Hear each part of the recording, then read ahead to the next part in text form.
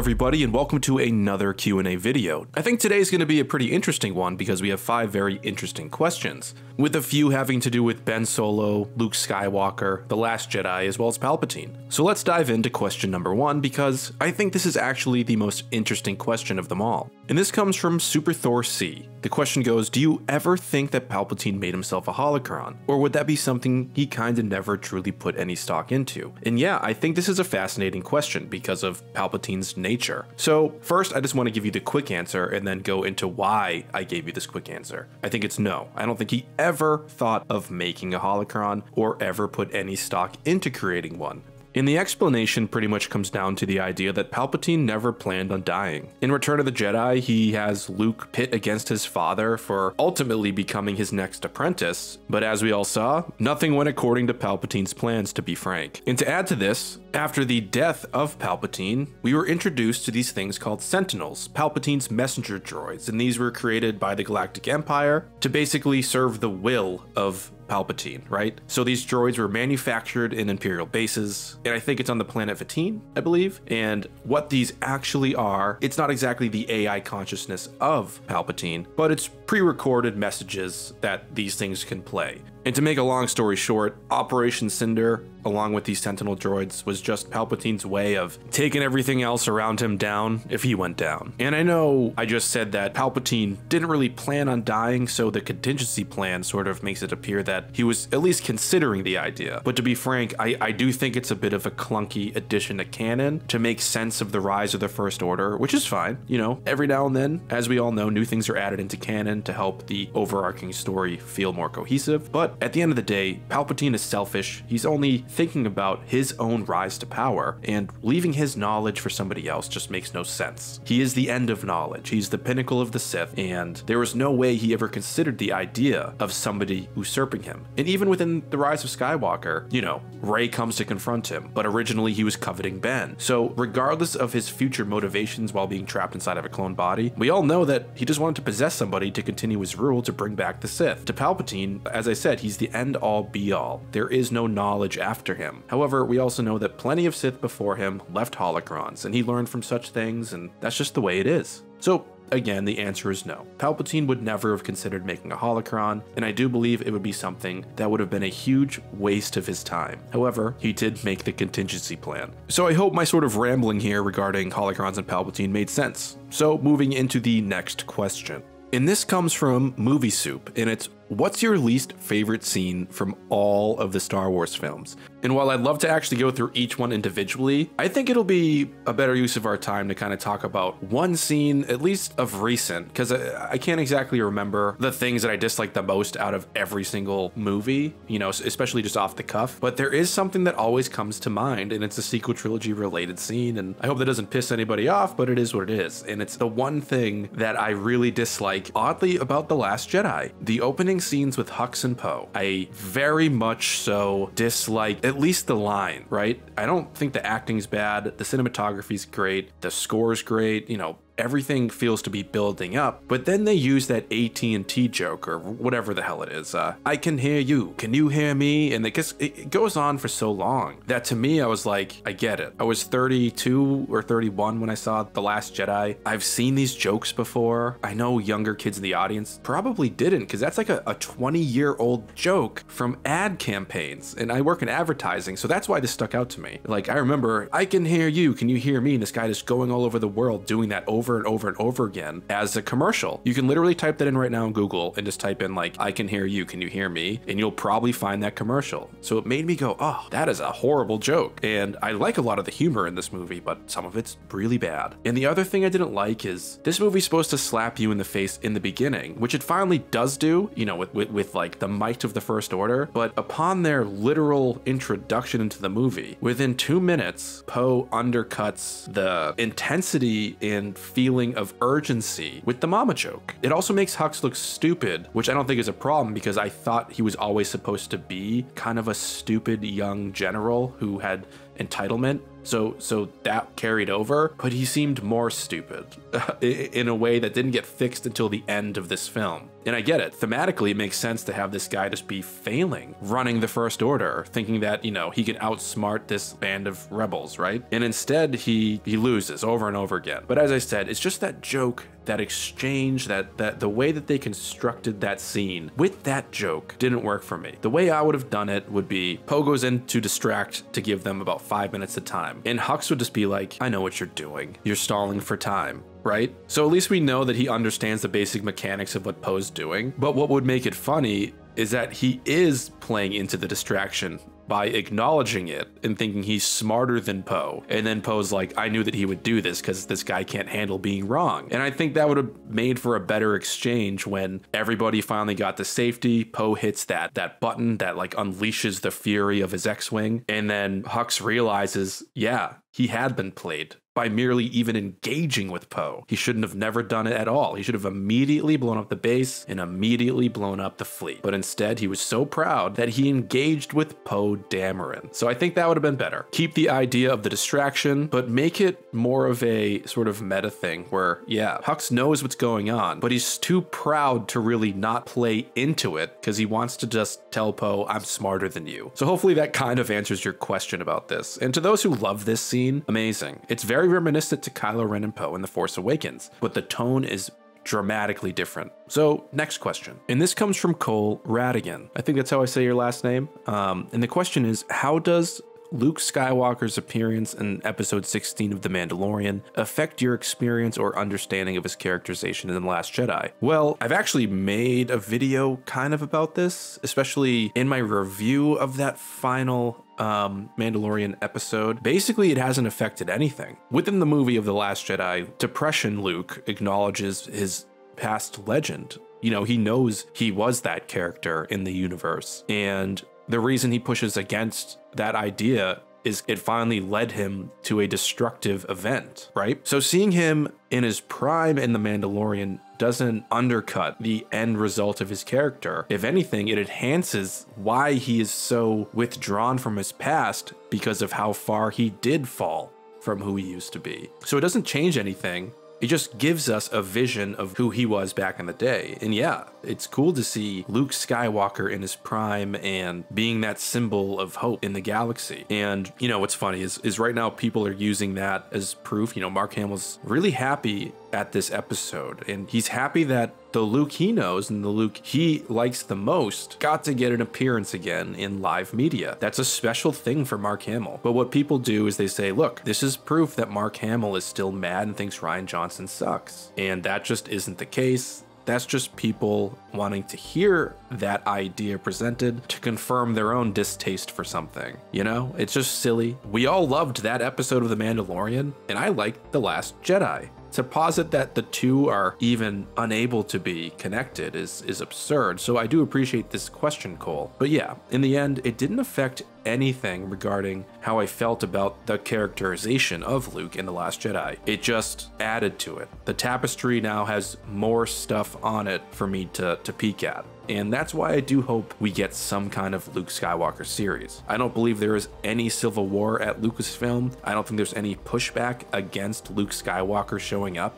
And you know what? Even if Kathleen Kennedy and everybody else said that we're now looking beyond the Skywalker saga, they never said they're looking beyond ever seeing a Skywalker again. They're just done making movies that tie into the overarching narrative of the saga films. It doesn't mean we can't see more of this Luke Skywalker. And who knows, he could pop up in the Ahsoka series or potentially get a mini movie, which would be fantastic. So I hope that answers your question, Cole, and moving on to the last two. And this comes from Hedgewolf0602, and it's, do you think The Last Jedi will eventually be seen as a great movie in the future? Because the more I watch it, the better it gets. To me, it ages like fine wine. It's an interesting question, but the way it's framed kind of suggests that the majority of people do think it's a bad movie, and I just personally don't think that's the case. I really do believe that the most outspoken vocal people are online, and when you just are in reality outside of the internet, people don't look at these movies in the way that super fans whose entire lives are wrapped up in these films look at them.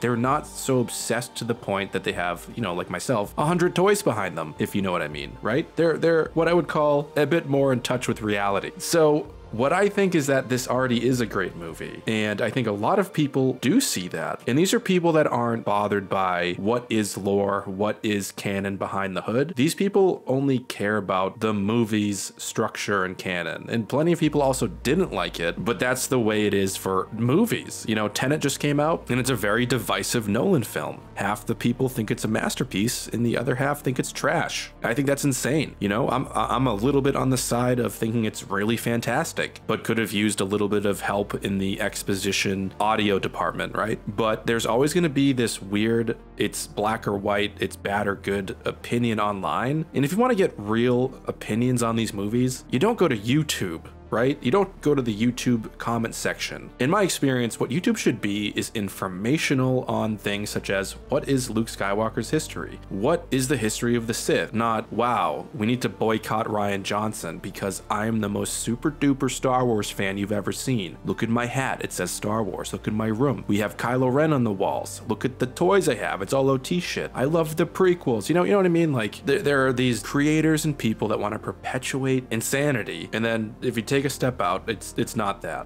So will the world see this as a great movie? Well, yes, because a lot of the world already does. Now, will fans that hate this movie come to see it as something they enjoy? Well, I think there are people that will never ever accept this film. And it comes down to how they view the character Luke Skywalker and what he should have done, right? Or what they think are the most important aspects of Star Wars. To me, it's all about just the story between the characters. It's not about ships or space battles, to be frank. But other people have different things they like, right? And these people aren't going to change their mind, and it's just like the prequels. There are still people I talk to that think the prequels are the worst thing that ever happened on planet Earth. They're not stupid people. These are Star Wars fans that are obsessed to know everything there is to know about the OT from production stuff. They have the notebooks about The Empire Strikes Back, A New Hope, and Return of the Jedi. You know, they know all this information. But when they saw the prequels, they were like, look, whatever this is, it is not Star Wars. Like, literally. I remember going through this when I was between the ages of 13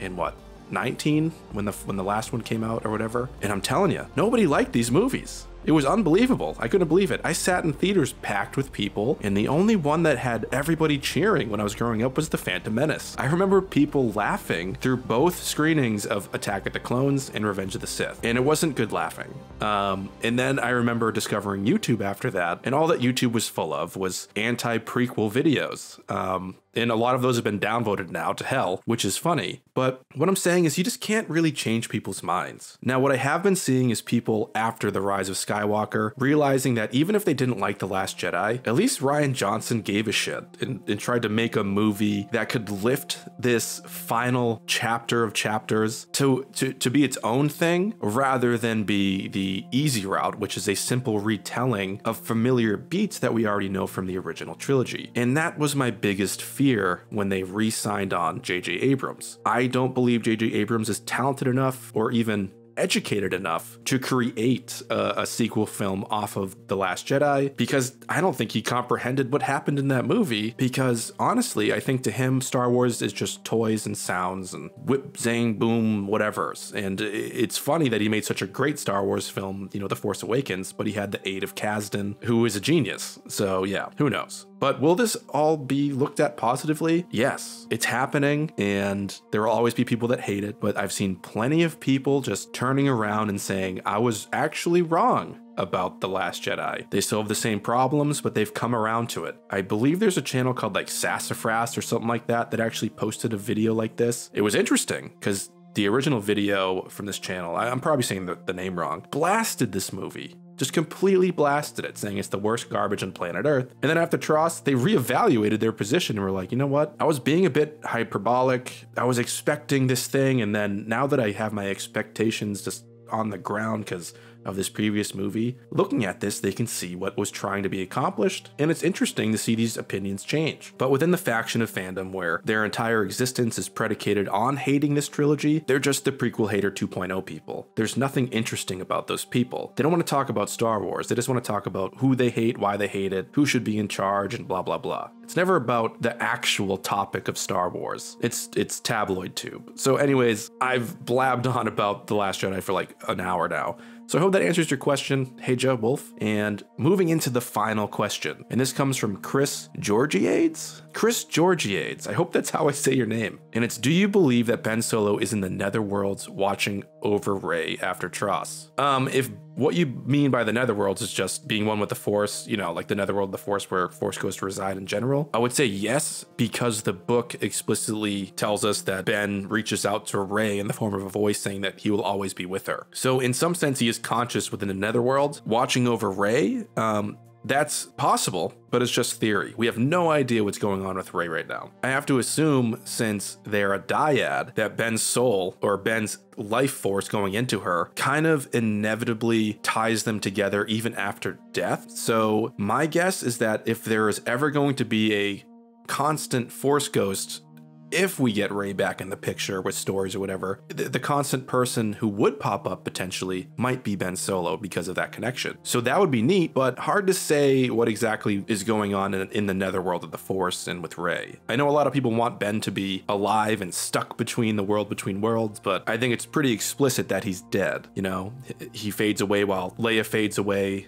You know, is Leia in the world between worlds then? No. They're all dead, but they're all together. But yeah, Ben Solo in the netherworlds of the Force watching over Rey. I like the idea. It feels good. I just have no real way to say yes or no. And I think the only answer is if they're a dyad, most likely they are still linked together in some fashion. So that does it for today's Q&A. It sounds like my voice has gotten really raw, rambling on for, I don't know, 20 minutes now. So make sure to leave comments down below for next Monday's Q&A as well. I really love doing these because it's fun to just talk about Star Wars without worrying about trying to edit the most epic video ever. It's just cool to sit back and talk with you guys and answer your questions. So as I said, again, please leave your questions below for next week. I want to hopefully get some more points of view and more questions from more subs. I'm getting kind of what seems to be the same 30 to 40 people. So if you are subbed to my channel, please make sure you have notifications turned on. I've been noticing that only about 200 people who are subbed to my channel out of 33,000 have notifications turned on for my videos. And unfortunately, in order for this channel to continue to keep growing, YouTube now recognizes what portion of your subscribers have notifications turned on and watch the video in the first hour. And if it's under the amount of subs that you've actually accumulated in that month, which I actually get about 1,000 subs a month, then YouTube stops promoting it and even sending it out to subs. So if only 233 people out of 33,000 are watching videos, the channel unfortunately is going to start dying. So if you can really just hit that button, it's a tremendous help to the growth and future of this channel. And I've noticed that a lot of YouTubers have been doing this now because a lot of this is affecting about 90% of the people that I'm friends with in the YouTube community who do this full time. So even if you're subbed to 10,000 Star Wars channels besides mine, go to those channels and turn on notifications, because all those people right now are suffering because of this algorithm, and even big channels. So make sure you have those turned on for anything that you watch. So as always, may the Force be with you, and AT-AT is signing off.